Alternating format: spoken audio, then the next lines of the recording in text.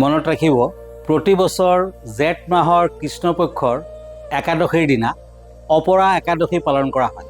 এই বছৰত অহা 13 মে অপৰা একাদশী পালন কৰা হ'ব আৰু একাদশী তিথিৰ আৰম্ভণি হ'ব 12 মে দিনৰ 2:52।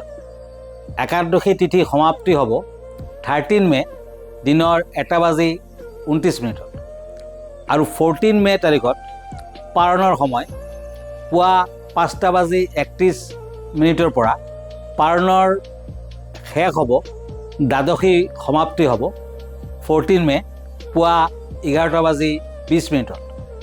হিন্দু ধৰ্মত একাদশী অন্যতম পবিত্ৰ দিন। এই দিনটোত নিৰ্জলা উপবাসত থাকি বিষ্ণু ভগৱানৰ পূজা পাতল কৰিব লাগে আৰু সকলো বৈষ্ণৱ ভক্তই সূৰ্যোদয়ৰ পৰা কঠোৰ ব্ৰত পালন কৰিব লাগে। তেতিয়া দ্বাদশী তিথিত পাৰণৰ পিছত ব্ৰত সমাপ্ত কৰা হয়।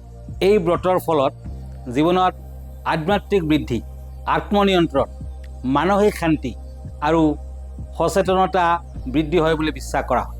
ভক্তসকলে অতি পবিত্ৰতাৰে উপবাস পালন কৰে আৰু নিজৰ শৰীৰ, মন, আত্মাক পবিত্ৰ কৰে। গতিকে কোৱা হয় যে একাদশীত উপবাস পালন কৰিলে মানুহে মুক্তি লাভ কৰিব পাৰে। ধন্যবাদ, নমস্কাৰ।